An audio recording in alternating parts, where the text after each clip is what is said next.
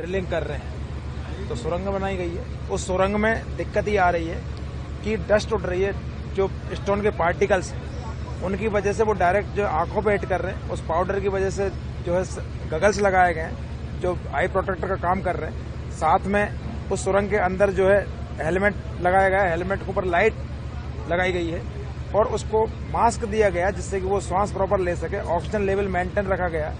दिक्कत ये आ रही है कि जो भी डिब्रीज निकल रही है वो सब नुकीली है, बिल्कुल 100% उसमें स्टोन है जो भी मजबूत है और हम एक लेयर पे चल रहे हैं इसलिए वो कम भी नहीं हो रहा है। ये सॉलिड रॉक होने की वजह से बहुत सारी परेशानियों का सामना करना पड़ रहा है और उसकी वजह से अभी हमने 3 रेस्क्यूअर अंदर डाल रखे हैं। एक जो है चिपिंग हैमर चला रहा है, उसमें 3 टाइप के चिपिंग हैमर होते हैं, स्मॉल, लार्ज और मीडियम।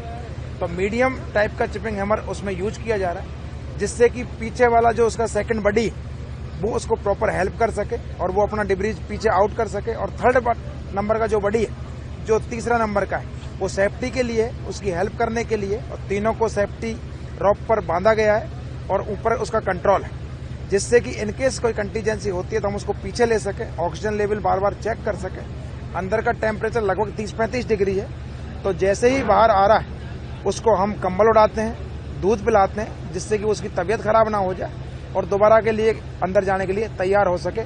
उनका 3 बडी इसलिए लगा रखें कि यदि उसमें से हम एक जब रेस्क्यूअर को ऊपर लाते हैं तो हमारा काम में कोई बाधा ना आए और काम रुके ना और काम बरकरार चलता रहे। और जब जैसे ही एक रेस्क्यूअर ऊपर आता है, नया रेस्क्यूअर हम तैयार रखते हैं और उसको उसी पोजीशन में तुरंत जो है नीचे भेज देते हैं। काम कंटिन्यू लगातार जारी है, लेकिन मुश्किल ये है कि बहुत सॉलिड पत्थर है, उसको काट पाना उस एंगल में, उस सुरंग में बड़ा दिक्कत कर रहा है और बड़ी मुश्किल से जो है लगातार प्रयास करने के बावजूद भी वो पत्थर काटना बड़ा मुश्किल हो रहा है। लेकिन सभी रेस्क्यूअर बड़े जोर शोर से लगे हुए हैं और लगातार प्रयास जारी है और उम्मीद करते हैं जल्दी ही जो है उसको काट लिया जाएगा। लेकिन सर अभी कितना समय और लगेगा, क्योंकि 168 घंटे हो चुके हैं, अभी भी आप जो कह सकते हैं कि आपके जो टीम के मेंबर्स हैं वो सुरंग खोद रहे हैं लेकिन सफलता अभी तक नहीं मिल पाई है। कितने फीट की गहराई तक सुरंग बन चुकी है और कितना समय और लगेगा चेतना तक पहुंचने में? आधी से ज्यादा सुरंग को हम जो है खोद चुके हैं। लगभग हमको 8-8.5 फीट तक अप्रोच करना है, उसमें हम लगभग जो है 5-5.5 फीट तक अप्रोच कर चुके हैं। और बाकी भाई एक्चुअल में जितने भी टाइप के इक्विपमेंट हम उसमें यूज कर रहे हैं कि हम जिससे जल्दी खोज सकें और कोशिश करेंगे कि कल जो है ये ऑपरेशन कंप्लीट हो जाए। और यदि हमारी एक्यूरेसी ठीक है तो हमने उसको चेक करने के लिए कि क्या हम जो डिगिंग कर रहे हैं क्या पर्टिकुलर डायरेक्शन में कर रहे हैं, क्या पर्टिकुलर टारगेट पे हिट कर पाएंगे, उसलिए हमने जितनी भी आसपास की माइंस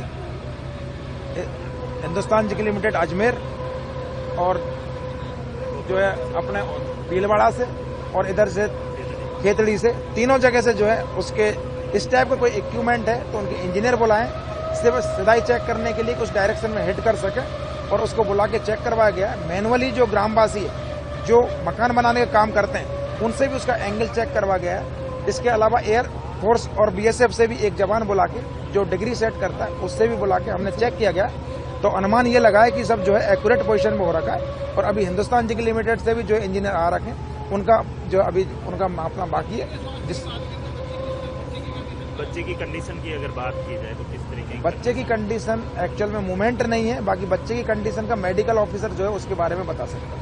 जैसे कि मैं सो रहा हूँ तो पिताजी को जगाना है मुझे, तो वो डायरेक्ट उठाने के बजाय, और हिंसा की परंपरा मेरे यहाँ नहीं थी सौभाग्य से, तो वो क्या करते थे कि उस कमरे में आ जाएंगे या बाहर से गुजरेंगे और चौपाई बोलेंगे, प्रात काल उठ गए रघुनाथा